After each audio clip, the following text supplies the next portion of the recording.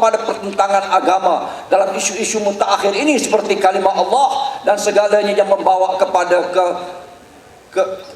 membawa kepada pertentangan antara agama dan juga budaya. Saudara-saudara sekalian, kita mengangkat penghayatan agama untuk benar-benar menanamkan dan menjalinkan apa yang disebutkan oleh Allah Subhanahu wa taala dalam Al-Qur'an sebagai politik lita'arafu dan bukan politik litanafasu, agama untuk pertentangan dan permusuhan. Saudara-saudara sekalian, tunggak kedua yang kita sebutkan sebagai kesejahteraan rakyat sebelum kita masuk kepada apa jua yang berbentuk kebendaan dan kesejahteraan dan kebajikan adalah mengangkat budaya sebagai trust positif hidup bermasyarakat. Kebudayaan yang meraihkan kepelbagaian dan menerima perbezaan sebagai kekuatan akan menjadikan trust positif hidup bermasyarakat rakyat Malaysia di negara ini. Ini juga tidak dipahami oleh paradigma pemikiran UMNO Barisan Nasional. Atas dua paksi ini, agama dan budaya akan terus menjalinkan sebuah masyarakat yang lebih adil, yang lebih harmonis, yang tahu peranan masing-masing dan tidak menggunakan agama dan budaya sebagai garis pertentangan dan permusuhan. Lalu seterusnya, kesejahteraan rakyat dibina setelah kedua-dua kekuatan ini dapat kita pasak dan kita paksikan sebagai sendi utama pembinaan sebuah masyarakat dan negeri dan negara yang lebih adil dan lebih demokratis dan harmonis. Lalu ketika kita melihat bagaimana kesejahteraan rakyat dapat kita kekalkan dengan beberapa langkah-langkah yang meneruskan perbahasan oleh saudara Rafizi sebentar tadi. Pertama, kita dari sudut strateginya bukan sekadar seperti mana yang dilakukan oleh Barisan Nasional, membuat pendekatan runcit-runcit, memberikan dan menampalkan koyuk saja, ilestoplah dan amben saja, memberikan segala apa kepada golongan miskin supaya mereka kekal dalam kepompong kemiskinan, dalam apa yang dikatakan sebagai klinik satu Malaysia, kedai rakyat satu Malaysia. Namun perbezaan kami dalam seluruhnya pendekatan mengangkat kesejahteraan rakyat adalah untuk mengangkat pendapatan rakyat dan pendapatan boleh berbelanja rakyat, yakni the disposable income. Lalu pendekatan kami adalah untuk menurunkan kos saraan hidup yang merupakan asas kepada perbelanjaan rakyat. Dengan itu sekaligus memecahkan apa yang dikatakan sebagai pendapatan perangkap pendapatan middle income dan lower, sederhana, lower and middle income. Lalu dengan itu, pertama yang kami slide please. Pertama yang kami tekankan, supaya saja kita akan mengambil alih Putrajaya. Tugas pertama, kami habis slide. Ya. Tugas pertama adalah untuk pimpinan Pakatan Rakyat mengisytiharkan kita akan menurunkan harga minyak dan harga minyak dengan kadar yang sesuainya, kerana kita tahu berapa perbelanjaan kos pengeluaran minyak, sama ada upstreamnya, kos penapisannya, kos transportationnya, kos cukainya, yang seluruhnya berjumlah hanyalah pada lingkaran 50 USD satu barrel. Kos perbelanjaan adalah 100 USD satu barrel. Kita masih, kalau kita ambil pun, setelah kita rojok kepada pakar-pakar dan profesional ONG oil and gas industry, kita mendapati bahawa kalau kita kenakan harga minyak di petrol kios pada harga RM1.50 atau RM1.60 juga masih ada keuntungan berbanding dengan apa yang mereka kenakan RON hari ini sebanyak RM100.90. Lalu kalau kita umumkan apa jua penurunan pada hari keduanya, pada esoknya tentang penurunan harga minyak, kita masih mampu mensejahterakan rakyat sebagai kos saraan yang boleh kita turunkan. Kedua, apabila kita bercakap tentang charge elektrik, selama hari kita memberikan subsidi kepada IPP, penjana tenaga bebas, kurang lebih melibatkan 20 hingga 25 bilion setahun. Lalu kalau kita ambil sebenar-benarnya, walaupun subsidi ini Seandainya mereka menjual elektrik kepada TNB pada harga yang tinggi, untung penjana bebas mencecah ribuan juta ringgit setiap tahun, sedang caj elektrik kian naik. Lalu Pakatan Rakyat akan menyalurkan subsidi berjumlah 25 bilion ini terus kepada rakyat dengan menurunkan caj elektrik yang ditanggung oleh rakyat. Ketiganya, konsesi air kendalian syarikat swasta. Air dan penswastaan air adalah satu bukti jelas, one of the greatest failure of penswastaan, khasnya kalau kita lihat di negeri Selangor ini. Lalu air yang pada sektor rawatannya diberikan kepada kroninya, di mana air ini jelas menunjukkan where there is profit, privatize, kronitize, where there is loss, ditanggung oleh rakyat, publicize ataupun socialize. Kesemua ini wajar ditamatkan. Dengan penstrukturan air semula, maka kita khasnya di negeri Selangor ini sangat berhajat untuk mengambil kembali penstrukturan air di mana negeri Selangor dan juga negeri-negeri Pakatan Rakyat berhajat untuk benar-benar mengurus takbir air, karena kita akan dapat mengekalkan tarif yang sesuai untuk rakyat supaya kita sejahterakan rakyat dan tidak membebankan rakyat seperti yang dilakukan oleh UMNO Barisan Nasional. Seterusnya, seperti mana yang telah disebutkan oleh sahabat saya, kerajaan akan ambil alih lebuh raya secara berperingkat bagi tujuan menghapuskan tol. Seperti mana yang juga kita janjikan dalam buku Jingga, Pakatan Rakyat akan mengambil alih lebuh raya secara berperingkat pada setiap tahun bagi tujuan menghapuskan akhirnya tol. Pembiayaan operasi lebuh raya mampu ditampung menggunakan dana 5 bilion yang selama ini dibayar sebagai pampasan kepada pemegang konsesi tol. Penghapusan tol akan sekali lagi membantu penurunan harga barang. Begini caranya kita mengurangkan kosaraan hidup sekaligus mengangkat dan meningkatkan pendapatan rakyat dan pendapatan boleh berbelanja rakyat.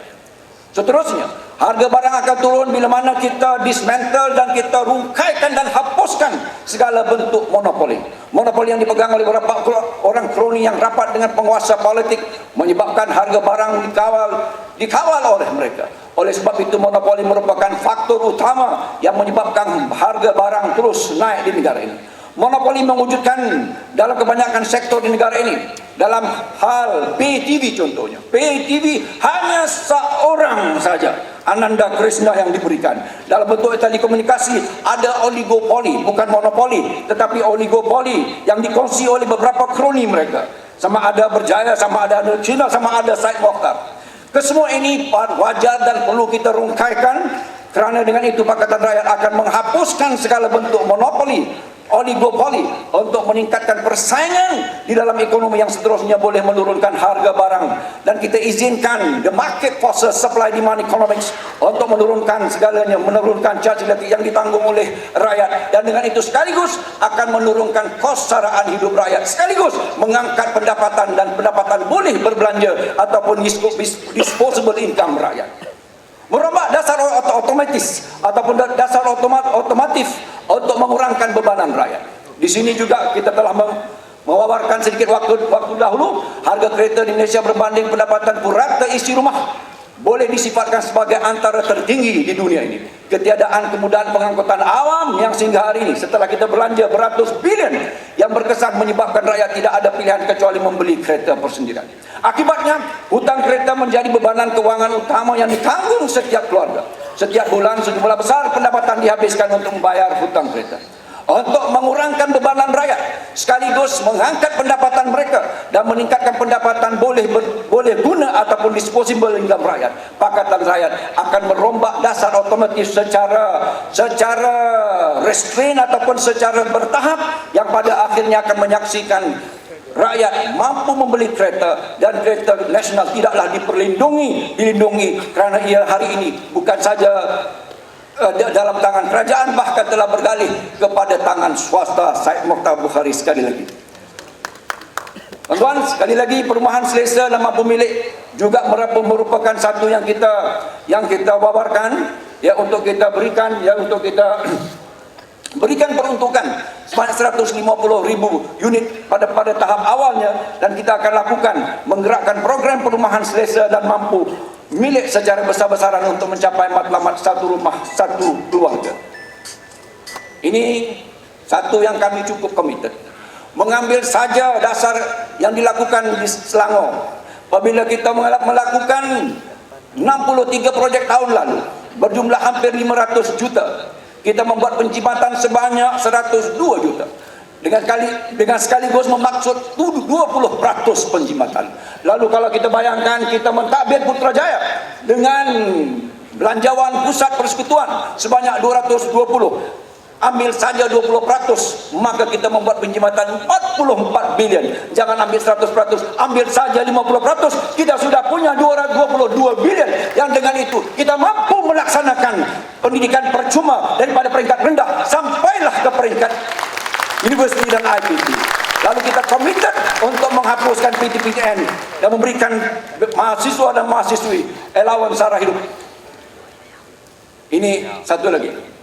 Kita tidak mau rakyat dibebankan dan dimangsakan untuk memberi laluan. AES, hapus AES, batal saman AES, kerana AES hanya mengorbankan rakyat dan pengguna, tetapi menguntungkan kroni. Lalu langkah keselamatan jalan raya akan menitik beratkan infrastruktur jalan yang selamat, pendekatan pendidikan dan amaran, bukannya pendekatan menghukum dan menguntungkan kroni. Keadilan untuk warga Felda. Ini satu lagi kelompok segmen rakyat yang terus-terusan berdepan dengan pengkhianatan UMNO Barisan Nasional, khasnya setelah pensenaraian.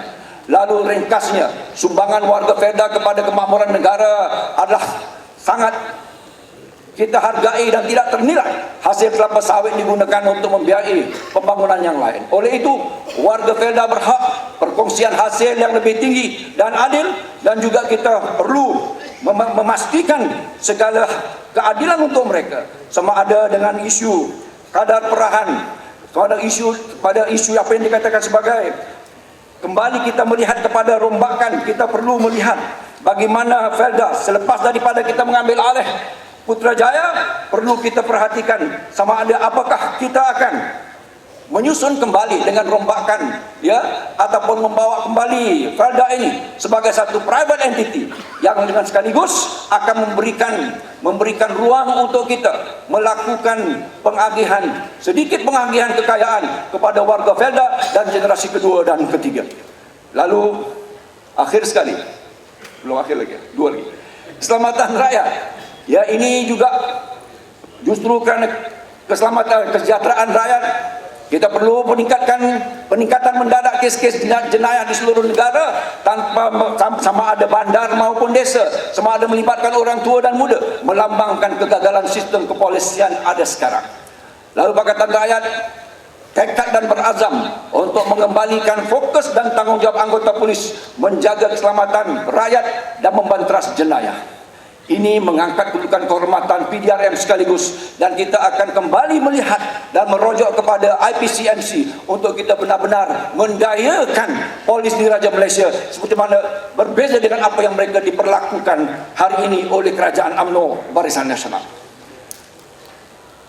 Kemudian kesihatan awam, kita telah memberikan perkara ini, we are against the one care policy, ya, against the insurance system, dan juga sekaligus kita telah memberikan jaminan bahawa di Ward 2 dan 3 kita berikan kesihatan dan kosnya adalah percuma, ditanggung oleh kerajaan Pakatan Rakyat seketika kita mengambil alih Putrajaya nanti. Akhir sekali, membina jaringan keselamatan sosial, kita mengumumkan bahawa untuk kita berikan khasnya, ya, kepada sasaran khasnya OKU, ya, khasnya mereka yang golongan-golongan yang layak untuk diberikan